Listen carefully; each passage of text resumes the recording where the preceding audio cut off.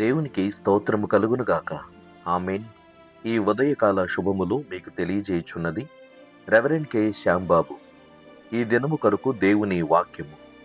ఇది యెహోవా ఏర్పాటు చేసిన దినము. దీని యందు మనము ఉత్సహించి సంతోషించదము. 118వ కీర్తన 24వ చరణం. ప్రభునందు ప్రియులారా, మన జీవితములో ప్రతి దినము దేవుడు ఏర్పాటు చేసిన దినమే. అది ప్రత్యేకమైనటువంటి విధానములో బహుమానముగా దేవుడు మనకు అనుగ్రహిస్తున్న ఒక గొప్ప ఆశీర్వాదం. కాలములు, సమయములు సమస్తమును నిర్దేశించి నిర్ణయించినటువంటి దేవుడు మన కొరకు ఒక ప్రత్యేకమైన ప్రణాళికను ఈ దినము కొరకు సిద్ధపరిచి ఉన్నాడు. మన జీవితములలో ఇది ఆశీర్వాదకరము అగినట్లుగా మనము ఇచ్చిన లేదా ఈ దినమును పొందుతున్న మనము దేవునికి కృతజ్ఞతాస్తుతులు ఎల్లప్పుడూ చెల్లింపవలసిన వారమైనాం. దీని యందు ఉత్సహించి సంతోషించుదమను మాటను బట్టి భక్తుడు ఏమంటాడంటే, దేవునికి కృతజ్ఞతాస్తుతులు చెల్లించండి. ఎందుకనగా ఎలాంటి సుదినములు, ఎలాంటి ఒక ప్రత్యేకమైన రోజును చాలా మంది జీవితములలో పొందలేక వారు మిస్ అయిపోతున్నారు. కానీ మనము ఈ దినమును అనుభవించేటటువంటి ఒక అవకాశమును పొందుతున్నామనంటే అది కేవలము దేవుని యొక్క కృపయే గదా. ఇది మన కొరకు దేవుడు ఏర్పాటు చేసిన దినం. ఈ దినమును సద్వినియోగపరుచుకుంటూ దేవునికి కృతజ్ఞతల స్తుతులు చెల్లిస్తూ ఆరాధించగలిగితే ఇలాంటి మరెన్నో దినములు, సుదినములు మన జీవితంలో అనుభవించుటకు అవకాశము కలుగుతుందని వాక్య ప్రకారంగా తెలియజేయుచున్నాడు భక్తుడు. సామెతల గ్రంథము 9వ అధ్యాయం 11వ వచనములో, నా వలన నీకు దీర్ఘాయువు కలుగును, నీవు జీవించు సంవత్సరములు అధికములగును అని వాక్యముందు తెలియజేస్తున్నాడు జ్ఞాని అయిన సొలొమోను. అయితే మనకిచ్చిన ఈ దినములను సద్వినియోగపరుచుకుంటున్నామో లేదో ఆలోచన చేద్దాం.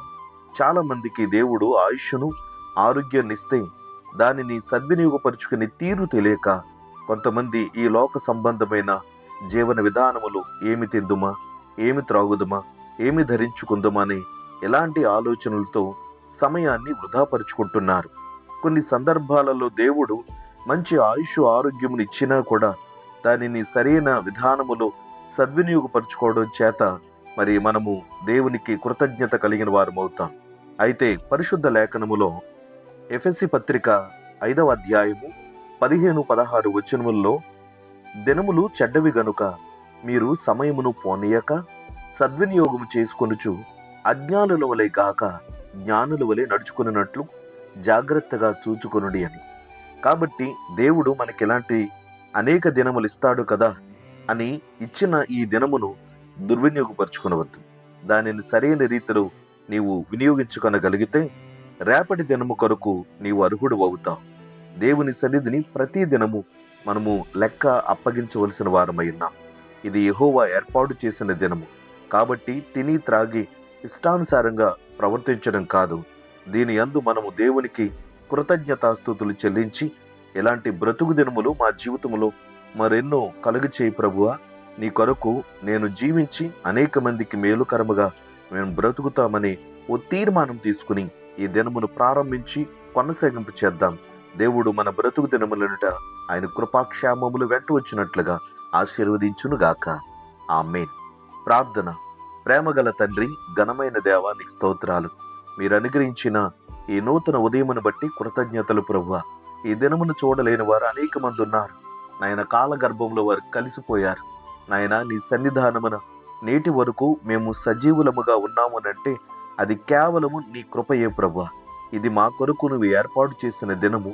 బహుమానముగా స్వీకరిస్తూ ఈ దినమును మాకిచ్చినందులకు మీకు కృతజ్ఞతాస్తుతులు చెల్లిస్తున్నాం ప్రభువా. ఇలాంటి అనేక సుదినములు మా జీవిత దినములలో నాయన ప్రభు కొనసాగించుటకు మీరు అంగీకరించి సహాయం చేయండి నాయన. ఈ దినమంతా మా పని పాటలలో, ప్రయాణములలో, పరిచర్యలలో మాకు తోడుగా ఉండండి. ఏ హానికరమైన పరిస్థితులకు మేము గురి కాకుండా, పాపంలో పడకుండా, పరిశుద్ధముగా, నీతిగా, యథార్థముగా ప్రతి క్షణము మీ సన్నిధిని గడుపుటకు మాకు సహాయం చేయండి నాయన. అనేక మంది ఈ దినాన్ని ప్రమాదకరమైన పరిస్థితులలో, వ్యాధులతో, రోగములతో, సమస్యలతో మానసికంగా, శారీరకంగా కృంగి ప్రభువా వారు నీ సన్నిధిని నాయన సమకూర్చబడటానికి ఆయత్తపడుతున్నారు తండ్రి. వారిని ఒక్కసారి దర్శించండి, వారి సమస్యలను పరిష్కారము చేసి వారి దినములు నాయన వేదనతో దుఃఖముతో కాక సంతోషముతో కృతజ్ఞతతో అనుభవించినట్లు నయవా నిన్ను మహింపరచుటకు సహాయము చేయమని యేసుక్రీస్తు నామమున ప్రార్థన చేయుచున్నాం తండ్రి. ఆమేన్.